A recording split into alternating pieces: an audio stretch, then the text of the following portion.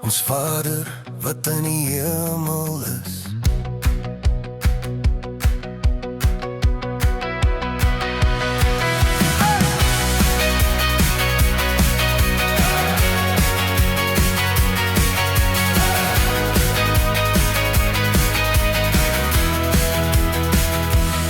Ons Vader wat in die hemel is, laat die naam geheilig word.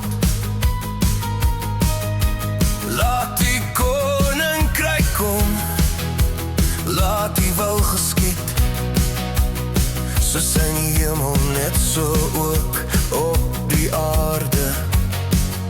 Ons kyk op na U. Ons te prou op U.